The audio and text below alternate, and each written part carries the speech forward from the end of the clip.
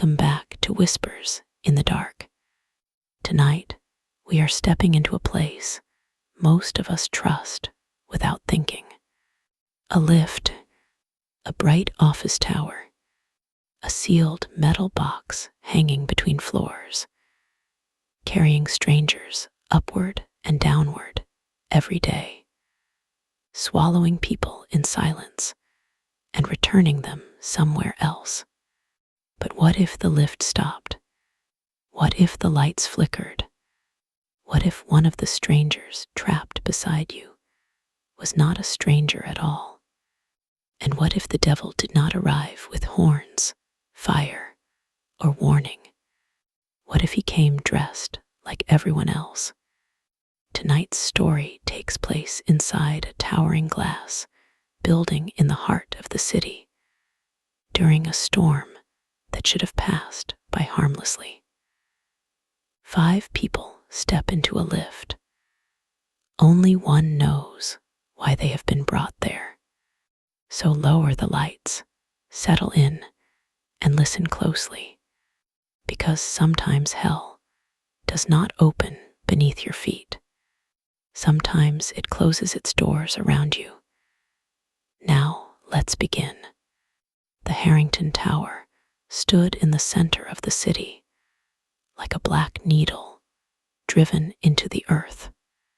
By day, its glass sides reflected clouds, traffic, and the pale faces of office workers who rushed past its revolving doors with coffees in their hands and exhaustion behind their eyes.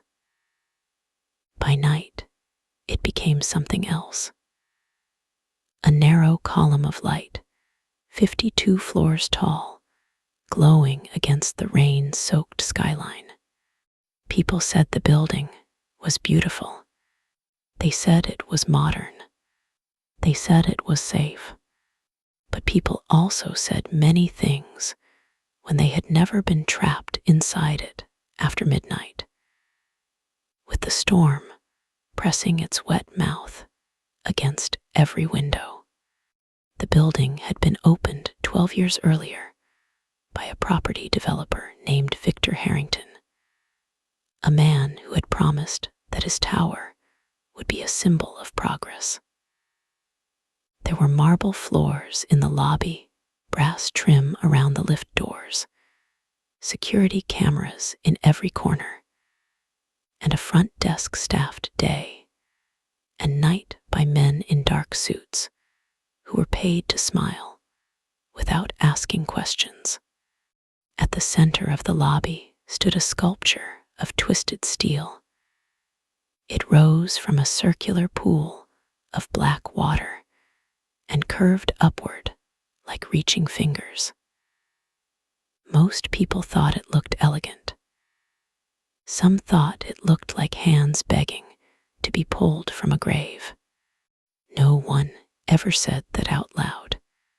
That evening, rain came down so hard it blurred the streets into silver streaks. The gutters choked. Taxi headlights smeared across the pavement. Thunder rolled over the rooftops, deep and slow, like something enormous turning in its sleep. At 9:47, the lobby of Harrington Tower was almost empty.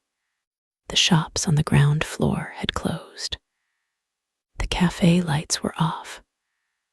Only the security desk remained bright, glowing beneath the cold white ceiling panels. Jonah Price sat behind the desk, staring at the security monitors. He was 58 years old, broad-shouldered, gray at the temples, with tired brown eyes that had seen too much and spoken too little. His uniform was pressed, his tie was neat, and his hands rested folded in front of him, as if he were waiting for bad news. Jonah had worked nights for 9 years. He knew the rhythms of the building. He knew which cleaners hummed while they mopped, which which executives stayed late to avoid going home, which floors had lights that flickered when storms rolled in.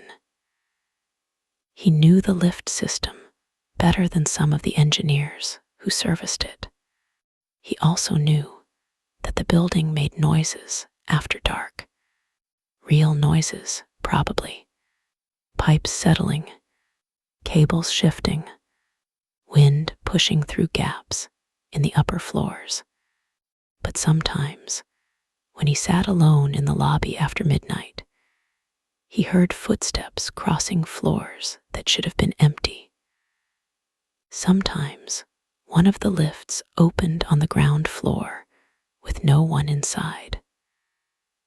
Sometimes, the cameras showed static for 1 second, and in that second, Jonah felt watched.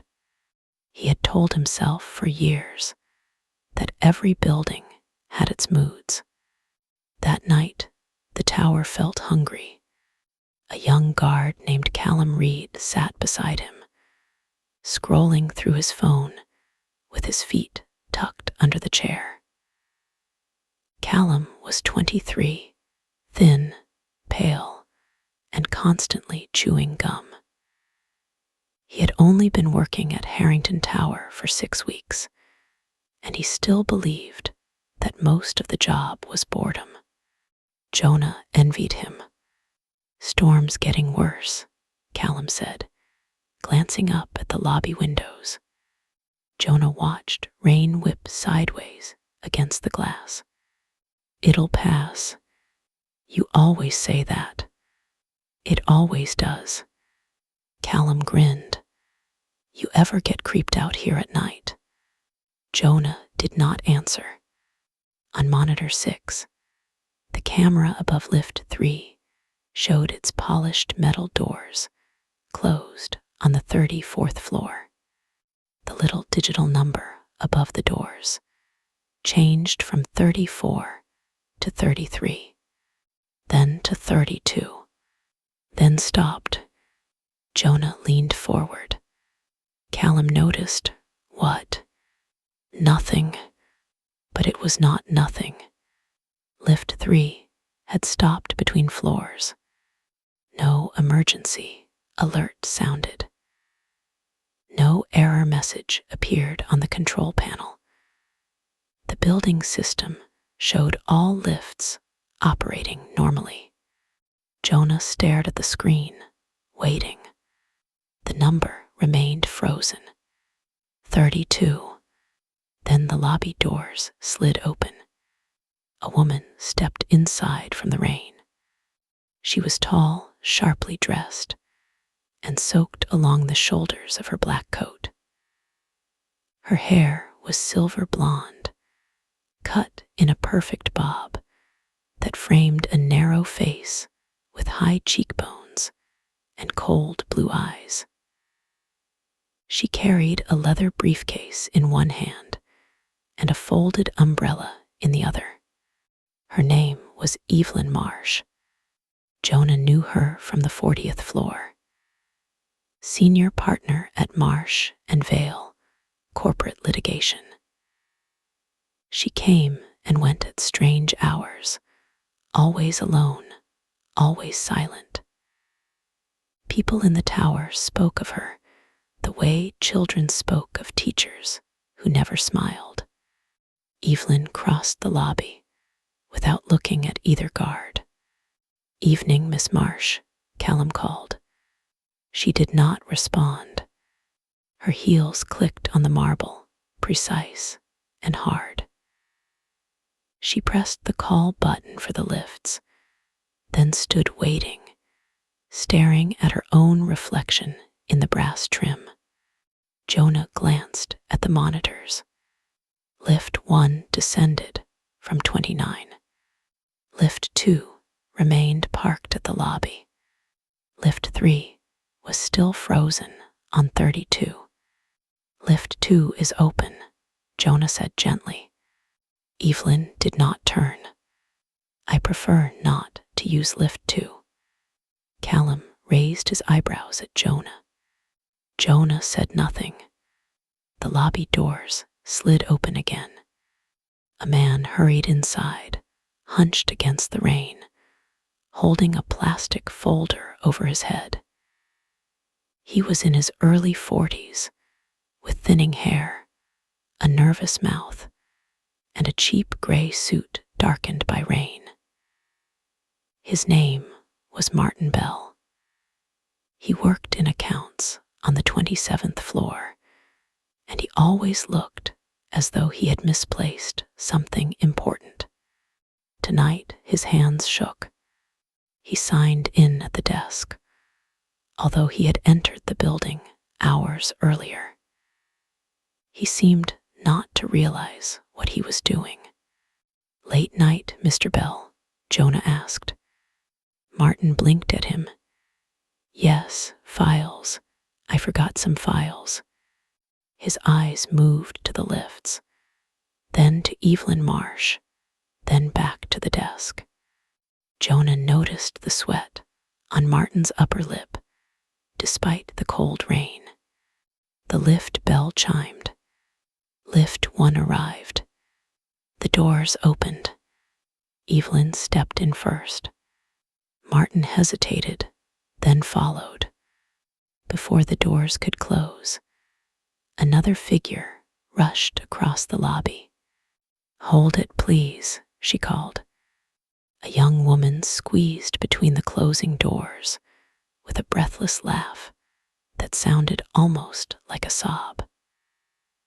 She was 29, maybe 30, with dark curly hair damp from the rain, and a green coat buttoned wrong in her hurry.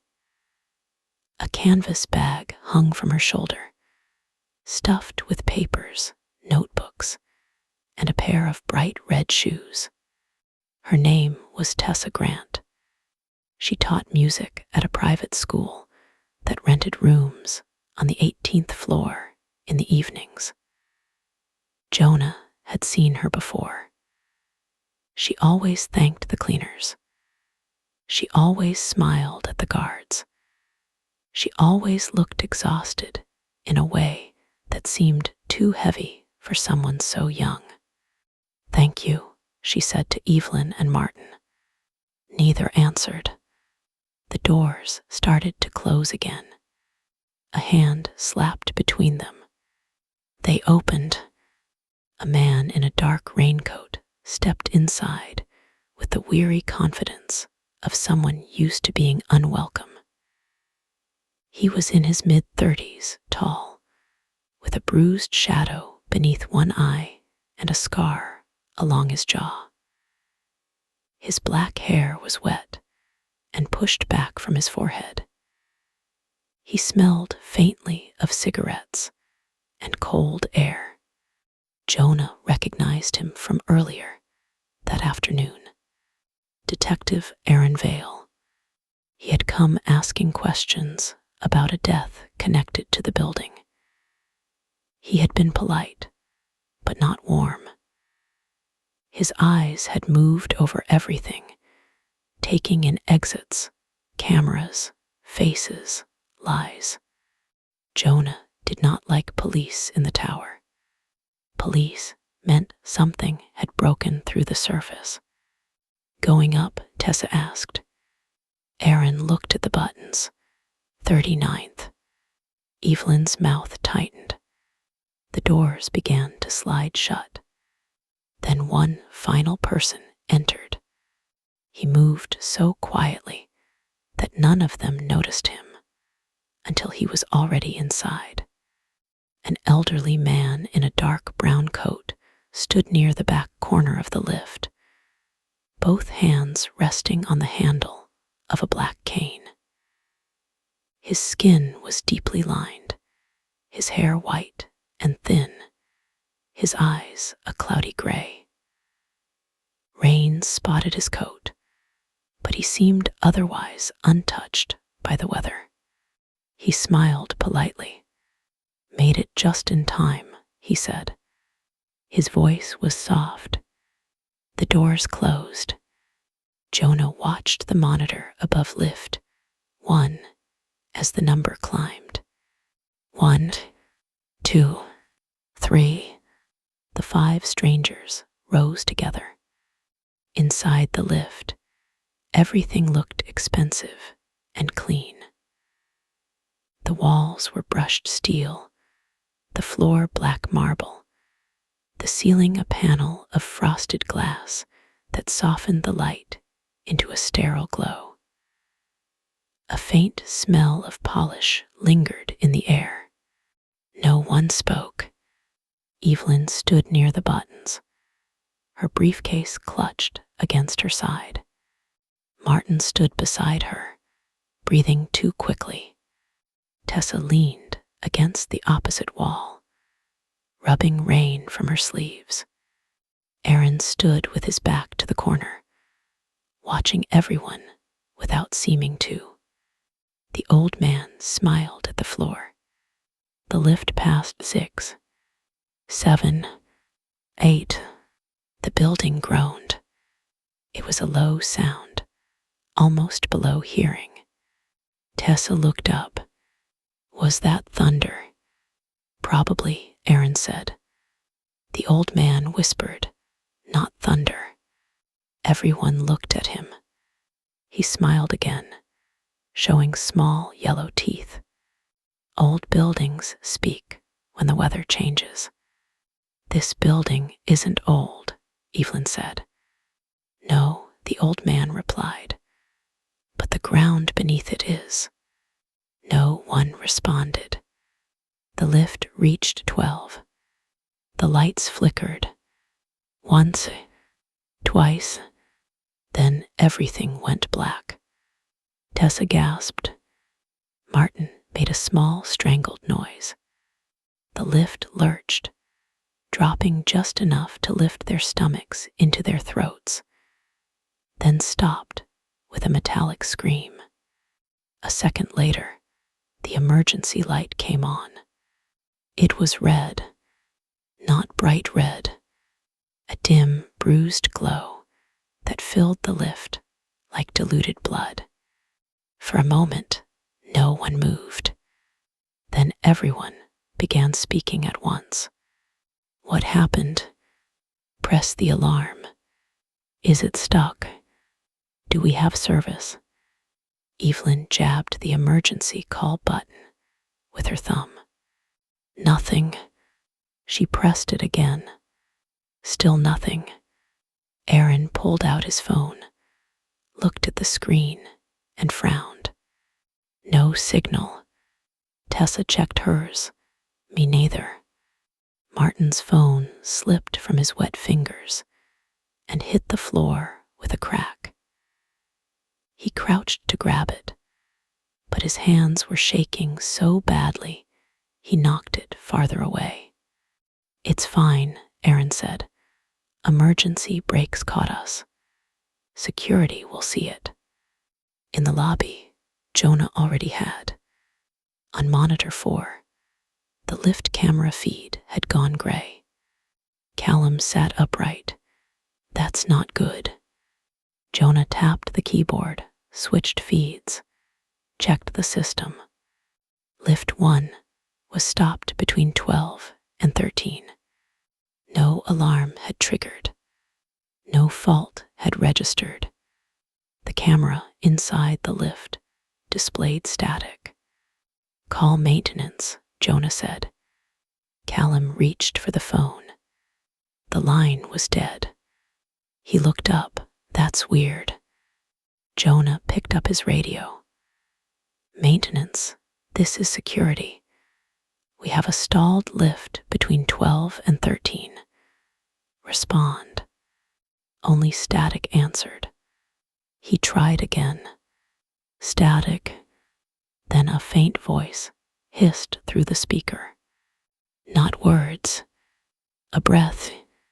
Callum stared at the radio. Was that someone? Jonah lowered it slowly. On the monitor, lift 1 flickered. For half a second, the static cleared. Jonah saw the 5 people inside. They were standing very still in the red light. Then the screen went black. Inside the lift, the air seemed to thicken. At first, it was only uncomfortable. Warm, close, the kind of stale air that makes strangers aware of one another's breath. Then came the smell. Tessa noticed it first. She covered her nose. "Do you smell that?" Martin swallowed, like something burning. "No," Aaron said. He turned his head slowly. "It smells like rot." Evelyn looked offended, as though the lift itself had insulted her. Someone needs to remain calm. These systems have fail-safes. The old man chuckled. Evelyn glared at him. "Do you find this amusing?" "No," he said, "just familiar." Aaron pushed away from the wall. "What does that mean?" The old man looked at each of them in turn. His cloudy eyes shone softly in the red light. "It means people always start by blaming wires." No one liked that answer. Tessa pressed the emergency button again and held it down. A speaker crackled. Everyone froze. A voice came through, faint and warped. "Security here. Can you hear me?" Tessa almost cried out in relief. "Yes, we can hear you. We're trapped." Jonah's voice came again. "Stay calm. We see the lift stopped between 12 and 13. Maintenance is on the way." Aaron stepped closer to the panel. "How long?" There was a pause. "Not long." The speaker popped, then died. Tessa closed her eyes. Martin whispered, "Not long. Not long is fine." Evelyn checked her watch. Aaron watched Martin. "You're bleeding," Aaron said. Martin looked down. A thin red line had appeared across his palm. He must have cut it when his phone cracked. Blood gathered in the crease of his hand and dripped onto the marble floor. "It's nothing," Martin said quickly. The old man stared at the blood. His smile faded. In the red light, the blood looked black. The lift shuddered. The emergency light went out. Darkness swallowed them. Immediately, someone screamed. It was a wet, choking sound, cut short by a thump against the wall. Tessa shouted, "Who was that?" There was movement in the dark. Shoes scraping. Breath. A body sliding down metal. Aaron reached out blindly. Nobody move. The lights came back. Martin Bell lay on the floor. His head was twisted sideways, cheek pressed to the marble. His eyes were open and bulging, fixed on the ceiling. Blood pulsed from his throat in thick, rhythmic spurts. For one impossible second, no one understood. Then Tessa screamed. Martin's shirt had been torn open from collar to chest. Not cut neatly. Torn. 4 deep wounds raked down his neck and into his upper chest, as though something with hooked fingers had dragged them through skin and muscle. His windpipe showed pale and slick through the torn flesh. Blood bubbled around it whenever his body tried to breathe.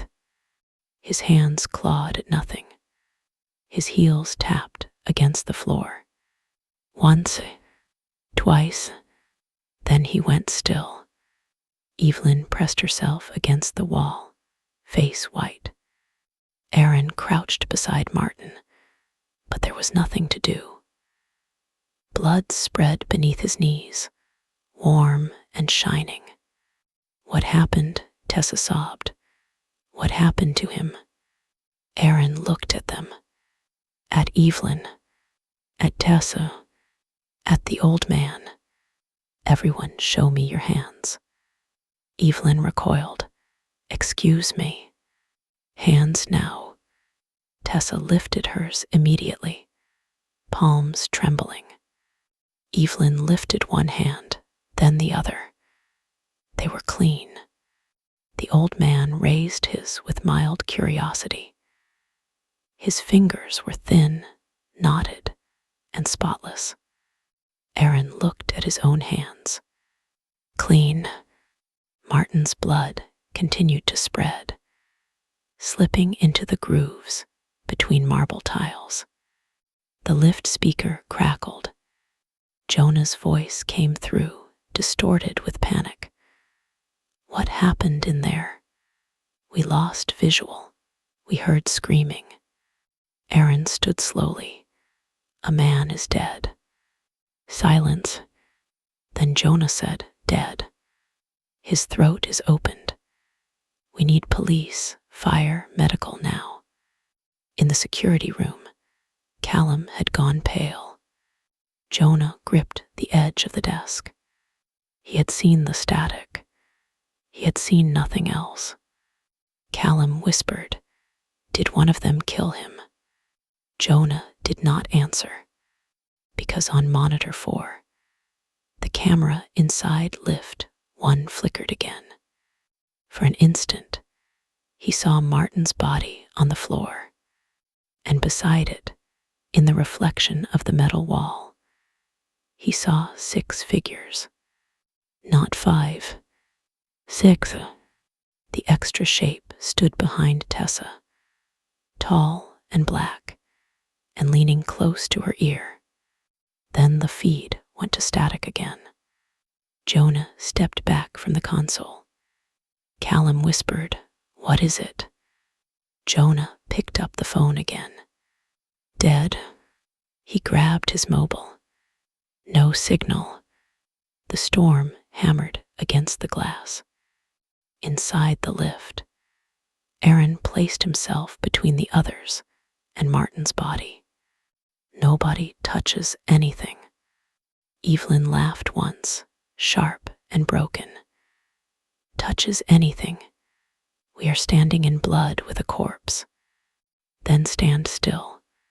Tessa sobbed into her hands. The lights went out. I heard him choking. I felt something brush past me. Aaron turned to her. What did you feel? I don't know. Cold, like wet fabric. Evelyn said, someone in here did this. Aaron looked at her. Yes. The old man tilted his head. Are you sure? Aaron's eyes narrowed. What did you see? Nothing, the old man said. But there are kinds of darkness that do not need hands. Evelyn snapped. Stop talking like that. The old man looked at her with sadness. You already know what I am talking about. Her face changed. Only for a second. But Aaron saw it. You two know each other, he asked. No, Evelyn said too quickly. The old man smiled faintly. We all know each other. In time, Aaron stepped closer to him. Name. Silas Gray. Why are you in the building? I had business. At this hour. Yes. What kind of business? Silas looked at Martin's body. Settling accounts. The lift groaned again. The lights flickered. Everyone tensed. This time they stayed on. But the floor number above the doors changed. It had been blank. Now it showed 13. Tessa stared. Are we moving? Aaron touched the wall. No. The number changed again. 14. 15. 16. But the lift did not move. They could feel it hanging still. Evelyn whispered, "That's impossible." The display climbed faster. 20, 25, 30. Then it stopped. 44. Aaron looked at Evelyn. "What's on 44? Evelyn did not answer. Silas did. "Empty offices. That's what they call it now." Tessa wiped her face. "What was it before?" The old man leaned on his cane. "A place where a woman died." The temperature dropped. Their breath turned faintly white. Evelyn's lips trembled. "That has nothing to do with this." Aaron stared at her. "What woman?" Evelyn said nothing. The speaker crackled again. Jonah's voice came through. "Detective Vale, listen carefully. We have emergency services on the way. Maintenance cannot reach the lift controls from the lobby. They are trying the service room on 15. Aaron pressed the button. "There is a dead man in here, and the display says 44. Jonah paused. "The system still shows you between 12 and 13. Silas looked up at the ceiling. The red light hummed. Then something knocked from above. One slow knock. Tessa stopped crying. Another knock. Directly overhead. Aaron looked at the ceiling panel. "Maintenance," Tessa whispered. Aaron did not answer. 3 knocks. Then a dragging sound, as if nails were being pulled across the roof of the lift. Evelyn covered her mouth. The scratching moved in a circle above them. Slow, patient, the metal ceiling bowed inward. Just slightly, the old man whispered, "It is listening." Aaron grabbed the cane from Silas and lifted it toward the ceiling. "Who's up there?" The scratching stopped. For a moment, there was only breathing. Then Martin's dead voice whispered from above, "Let me in." Tessa screamed and backed into the wall. Aaron froze. Martin's body lay at his feet, throat torn open, eyes glassy and still. Again from above, the voice came, "Let me in, Aaron." Aaron's face drained of color. Evelyn stared at him. "How does it know your name?" Aaron stepped back. The ceiling panel cracked. A thin line opened through the frosted glass. Something wet dripped through. It landed on Martin's face. Black fluid, thicker than water. It slid over his cheek like oil. The lift lights died again. In the dark, Evelyn shrieked. Tessa heard a body slam into the wall. Metal boomed. Someone cursed. Someone else began praying, fast and desperate. Then came a sound like meat being pulled apart. Not cut, pulled. Tessa pressed both hands over her ears, but she could still hear it. The ripping, the choking, the wet patter against the walls. Something warm struck her face. When the red light returned, Evelyn Marsh was no longer standing. She was pinned upright against the lift wall. Her own umbrella had been driven through her abdomen and into the panel behind her. The black metal tip had burst out through her back and punched into the steel, holding her there like an insect on a board. Her mouth opened and closed soundlessly. Blood ran from her lips. It poured over her chin and down the front of her white blouse in dark sheets. But that was not the worst of it. Her briefcase had opened at her feet. Papers lay scattered in the blood. Legal documents, old photographs, settlement agreements, a newspaper clipping swollen with red. Erin picked one up with shaking fingers. The headline was blurred, but readable. Woman falls from Harrington Tower. Company denies responsibility. Evelyn began to laugh. It was small at first, a bubbling sound through blood. Then it became a cough. She looked at Silas. "You," she whispered. Silas watched her without hatred. "My daughter's name was Lydia." Evelyn's eyes rolled. Erin looked between them. What happened? Silas said nothing. Evelyn tried to speak, but blood filled her mouth. Her stomach twitched around the umbrella shaft. With every breath, a wet, sucking noise came from the hole in her body. Erin moved toward her. "Do not pull it out," he said. "You'll bleed faster." Evelyn smiled with red teeth. Too late. Her head turned slowly toward Tessa. "I did what they told me." Then the umbrella twisted by itself. Evelyn's scream became a spray of blood. The metal handle rotated, grinding inside her. Something cracked. Something tore.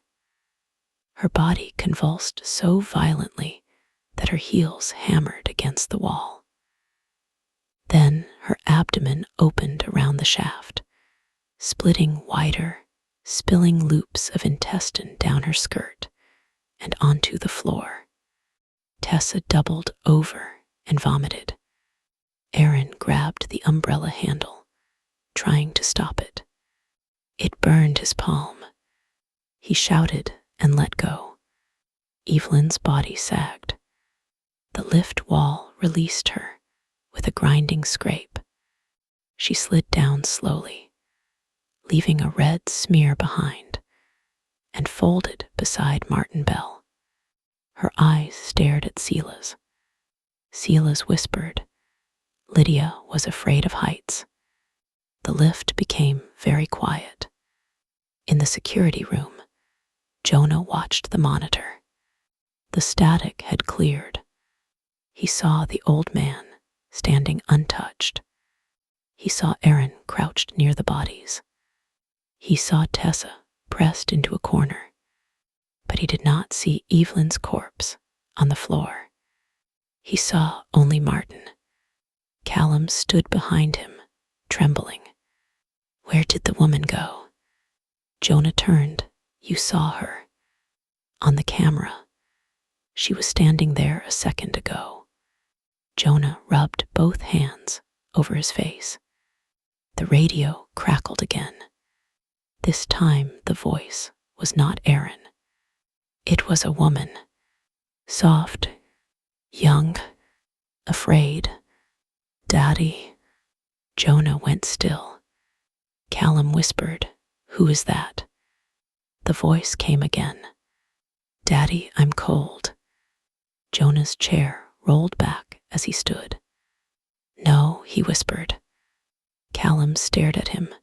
"Jonah." The radio hissed. "Why did you leave me in the car?" Jonah's mouth opened, but no sound came out. Rain struck the lobby windows like thrown gravel. Inside the lift, Erin looked at the speaker as Jonah's voice cut through. "You need to listen to me. There is something wrong in that lift." "No kidding," Erin said. "No, not mechanical, not human." Erin laughed once, with no humor. "I have 2 bodies in here." Jonah's voice shook. "I know." "Then get us out." "We are trying." Silas looked at the speaker. You cannot open what has been closed for judgment. Tessa turned on him. Stop saying things like that. Stop it. People are dead. Yes, Silas said. They usually are by the time anyone listens. Aaron grabbed him by the lapels and slammed him into the wall. Did you kill them? Silas did not resist. His cloudy eyes stayed fixed on Aaron. No, but you know why this is happening. Yes, then talk. Silas looked down at Aaron's hands. You have blood under your fingernails. Aaron released him. He looked. There was blood there. Not Martin's, not Evelyn. Old blood. Dark, dried, caught beneath the nails of his right hand. His breathing changed. Tessa saw it. What is it? Aaron wiped his fingers on his coat, but the blood remained. Silas said, It remembers what we try to wash away. Aaron backed up until he hit the opposite wall. Tessa whispered, Detective. Aaron closed his eyes. The lift light flickered. The floor display changed again. It began counting downward. 43, 42, 41. The lift still did not move. Silas watched the numbers. Closer, he said. To what? Tessa whispered. To the bottom. Tessa laughed weakly. We're going down. Silas shook his head. No, we are being weighed. Aaron looked at him. Who are you? Silas smiled sadly. A father. Lydia's father. Yes, you came here for Evelyn. I came here because I was called. By who? Silas looked at the reflection in the lift wall. For the first time, his smile vanished. By the one standing behind us. Tessa turned. There was no one there. Only the bodies. The red light. The polished metal wall reflecting 3 survivors and 2 corpses. Then Tessa noticed something. In the reflection, Martin's dead eyes were moving. Not on the floor. In the wall. The reflection of Martin slowly turned its head, though the real body remained still. Its torn throat smiled. Tessa screamed and shut her eyes. Aaron spun around. The reflection of Evelyn lifted one bloody hand and pressed it against the inside of the mirrored steel. Tap. The lift filled with whispering. Not from the speaker, not from above, from inside the walls. Many voices, some crying, some laughing, some begging. Tessa heard a child singing a tune she used to teach her pupils. Then the tune slowed and warped, the notes bending into something sour and wrong. She put her hands over her ears. A voice whispered directly behind her. You lied too. She turned so fast, her shoulder struck the wall. No one was behind her, but the red shoes had fallen from her canvas bag. They lay in the blood. Small shoes, not adult shoes, a child's shoes. Tessa stared at them. Aaron saw her face. What are those? She shook her head. Nothing. The lift hummed. The red shoes slid across the floor by themselves, cutting little trails through the blood. They stopped at Tessa's feet. A tiny wet footprint appeared beside them. Then another. crossing the marble floor toward her. No child was there, but the footprints kept coming. Tessa began to cry. "No, please, no." Silas whispered, "What did you do?" Tessa sank down, shaking her head. "I didn't know." The invisible child stopped in front of her. A small handprint appeared on her knee in blood. Tessa screamed. Erin grabbed her arms. "Tessa, what happened?" She sobbed so hard she could barely speak. "I worked late. The school room's upstairs. There was a girl, Nora. She stayed after lessons because her mother forgot to pick her up. I was tired. I had plans. I told her to wait by the front desk. I told her I would be right back."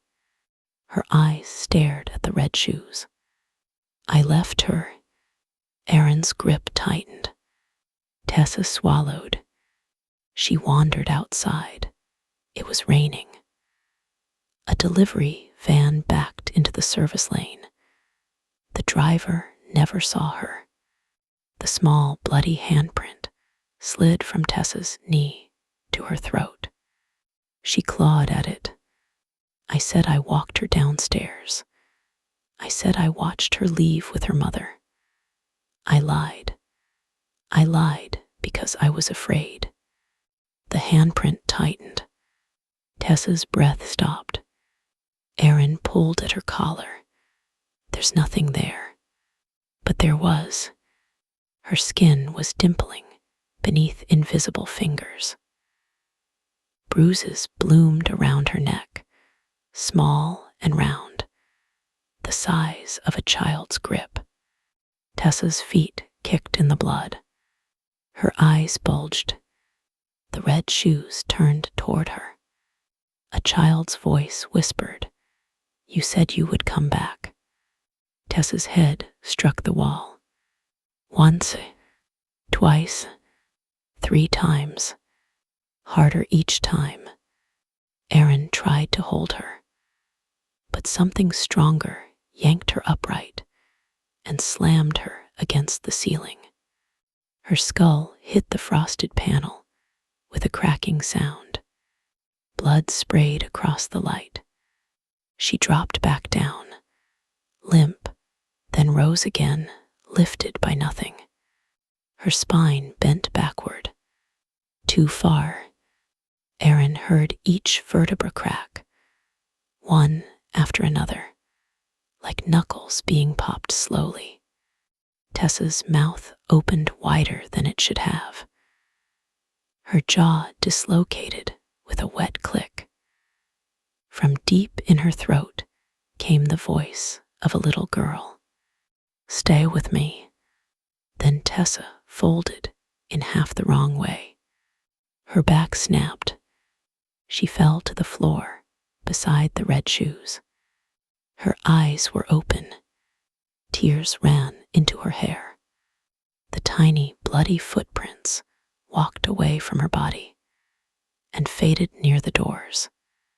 Erin pressed himself against the wall, shaking. Silas closed his eyes.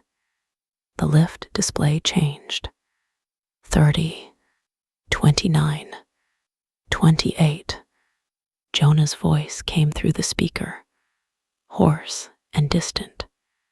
"Detective, who is still alive?" Erin stared at the bodies. "Me and the old man." Silas opened his eyes. Erin swallowed. "And whatever else is in here." The speaker crackled. Jonah said, "Listen to me. Fire crews are in the building. They are trying to access the shaft from the 15th floor. Do not stand near the doors." Erin laughed softly. The sound frightened him. "Doors are the least of my problems." In the lobby, Jonah's hands shook over the controls.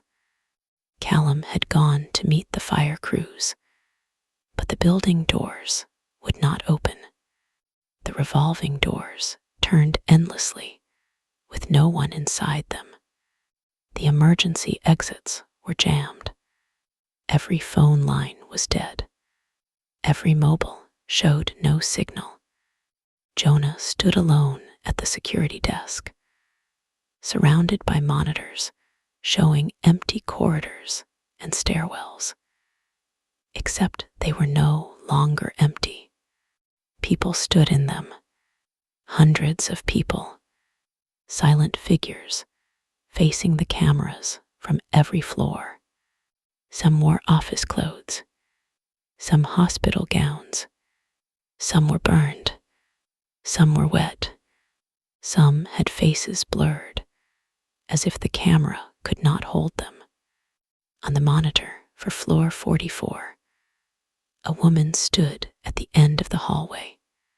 Jonah knew her, not because he had met her, because he had watched the footage the night she died. Lydia Gray had been 26 years old, a junior architect hired to review structural problems in the Harrington Tower parking levels.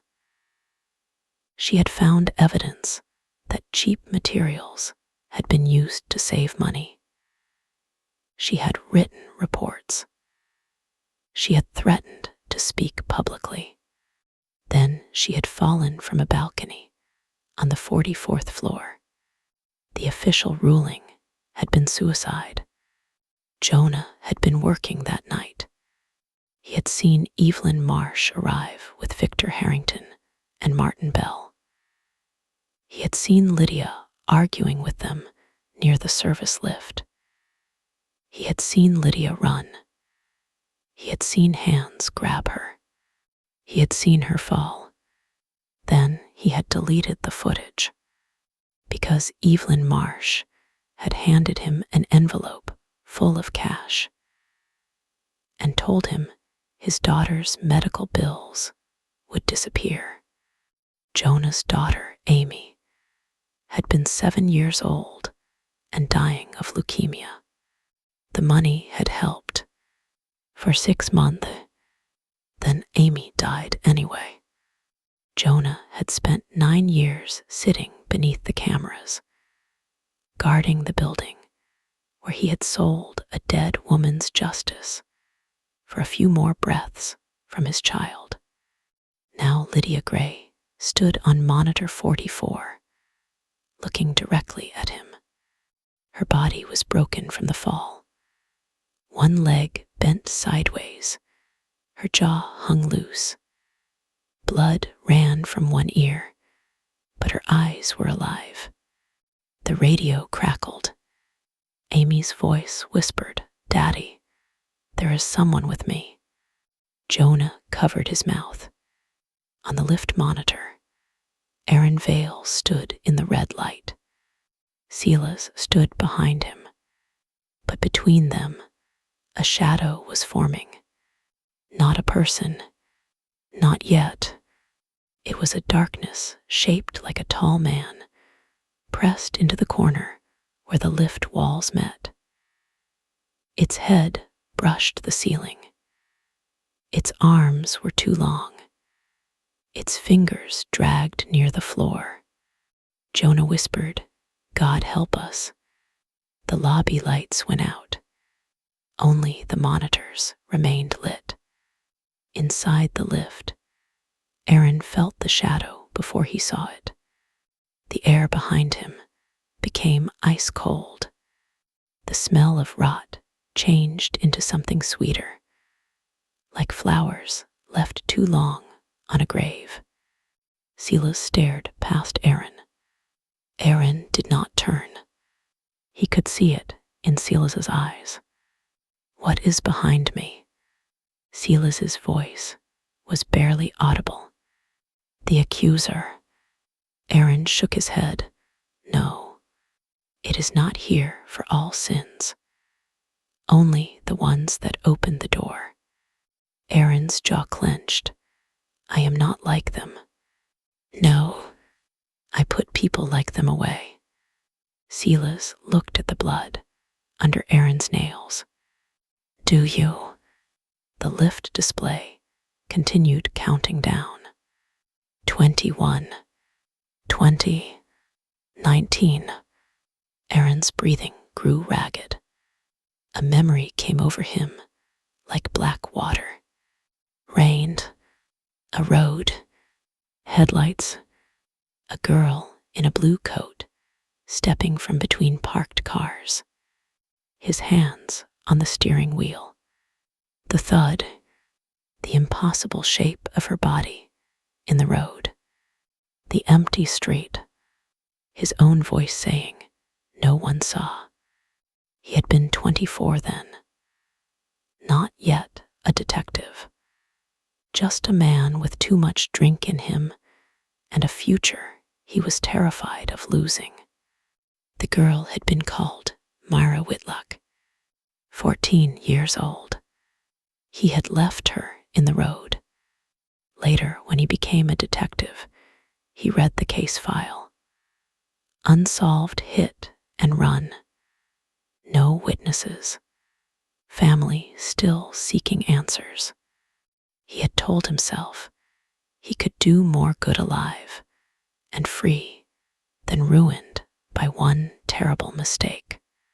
But that was not true. He knew it now. It had never been true. The lift walls changed. The polished metal became wet black glass. In every reflection, Aaron saw Mara Whitlock standing behind him. Her blue coat was torn. Her knees were shattered. Her face was crushed on one side, but one eye remained clear and bright. You kept driving, she whispered. Aaron squeezed his eyes shut. I was scared. You listened to me breathe. He remembered. God help him, he remembered. He had stopped the car half a street away. He had sat there with his hands locked to the wheel, listening to the rain and the faint sound behind him. A small wet gasp, then another, then a soft cry. Help! He had driven away. Aaron slid down the wall. Silas watched him. Say it, Silas whispered. Aaron shook his head. Say it before it does. The shadow in the corner leaned forward. Its head unfolded from the dark. There was no face, only a hollow where a face should be, filled with faint orange light, like coals buried deep beneath ash. Aaron pressed his hands together. I killed her. The lift stilled. Even the hum stopped. Aaron looked at Silas. I killed Mara Whitlock. I left her in the rain. Silas closed his eyes.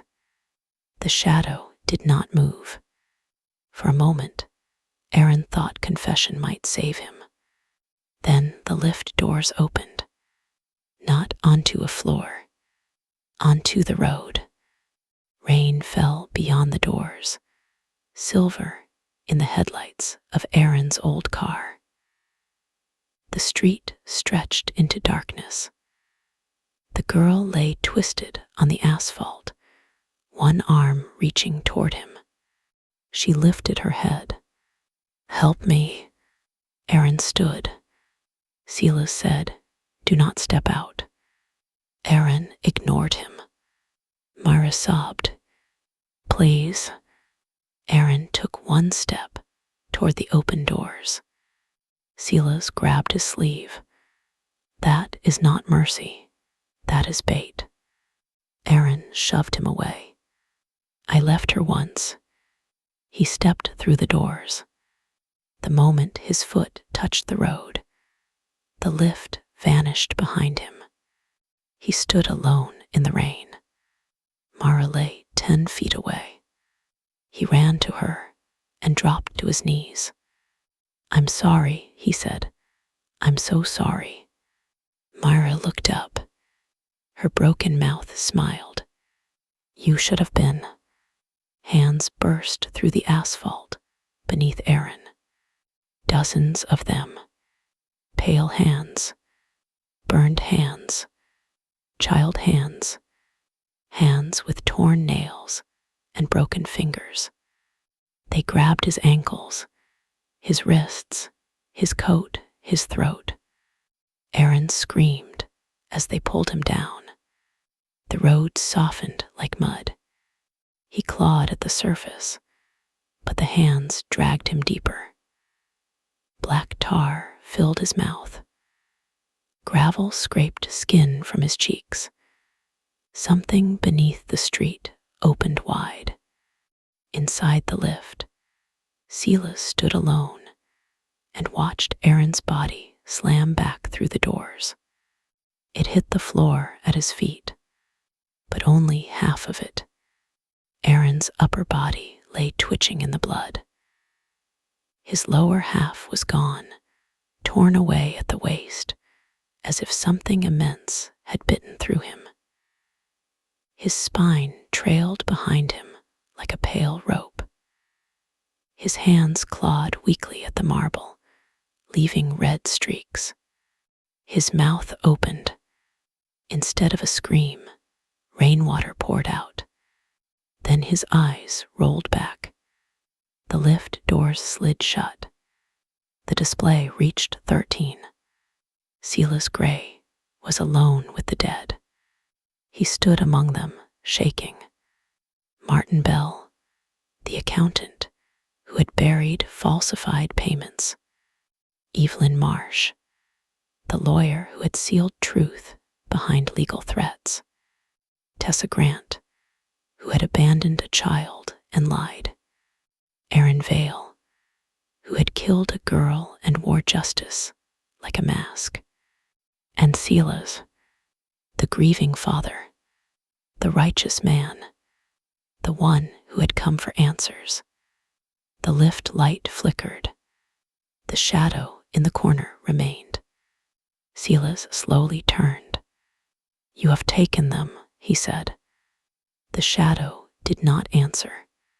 Silas gripped his cane. "I did not do what they did." The lift walls reflected him from every side. Old, frail, wet from the rain. But the reflections began to change.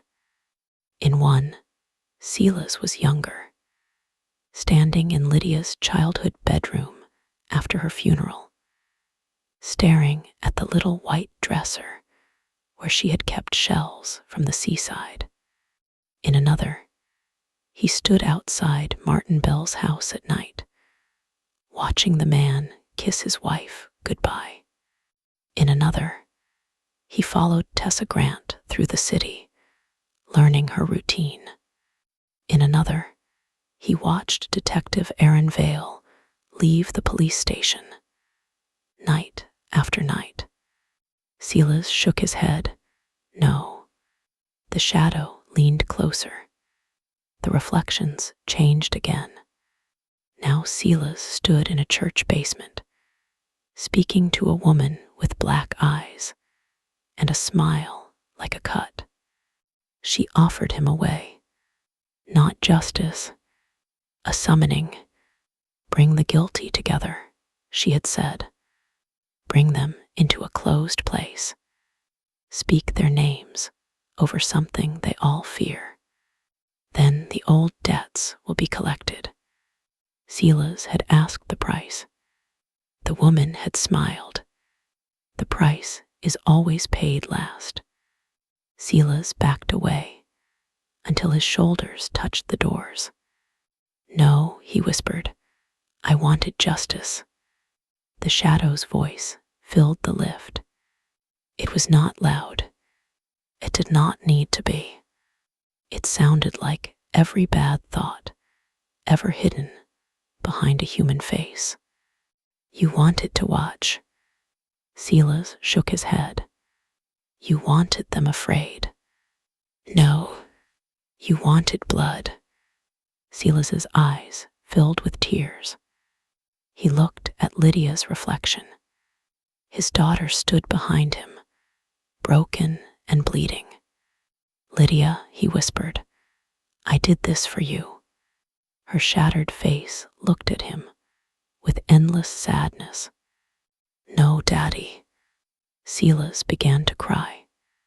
The lift display changed. 12, 11, 10. He pressed himself against the doors. "Please." The shadow unfolded. Its fingers touched the ceiling and floor at the same time. It did not walk. It spread. Darkness filled the lift inch by inch, crawling over the bodies, over the walls, over the buttons, over Silas's shoes. Silas lifted his cane as if it could protect him. The cane split in his hands. Something wrapped around his wrist. He screamed as his skin blackened. Not burned, aged. His flesh shriveled and cracked, veins rising like worms beneath paper-thin skin. His fingers curled inward until the bones snapped. He fell to his knees among the corpses. The shadow leaned down. In the hollow of its face, the ember light brightened. Silas saw himself as he truly was, not a father seeking justice, a man who had opened a door and invited evil in because grief had not been enough. He had wanted punishment. He had wanted screams. And now the thing he had called had come to collect the last soul in the lift. The lift stopped. For the first time, Silas felt it truly stop. The doors opened. Beyond them was not the lobby. It was not the road. It was not the 44th floor. It was a room of black stone lit by fire beneath the floor. Chains hung from a ceiling too high to see. Something moved in the distance, enormous and patient. The air was filled with whispers, thousands of them, every lie, every secret, every final breath. Silas crawled backward, sobbing. The dead bodies around him began to sit up. Martin's throat gaped as his head turned. Evelyn held her intestines in both hands and smiled. Tessa crawled with her broken back bent like a bow. Aaron dragged himself forward on his elbows, leaving a shining trail of organs. They surrounded Silas, their mouths opened together. "You brought us here." Silas screamed as they reached for him. The lift doors closed. In the security room, every monitor went black. Jonah stood in darkness, listening to the storm. Then lift 1 chimed in the lobby. The sound was soft, polite, ordinary. The doors slid open. Jonah stared across the marble floor. The lift was empty. No bodies, no blood, no old man, no detective, no teacher, no lawyer, no accountant, just polished walls, black marble, and the faint red glow of the emergency light fading back to white. Callum returned from the hallway, soaked in sweat. "The fire crews are outside," he said. Doors opened again. "I don't know what happened. Did they get out?" Jonah did not answer. He walked slowly toward lift 1. Callum followed Jonah. The old guard stopped at the threshold. The lift smelled clean. Too clean, like polish over decay. On the floor lay one small object, a black cane handle, cracked in half. Jonah bent and picked it up. The moment his fingers touched it, the lift lights flickered. In the reflection on the back wall, Jonah saw his daughter.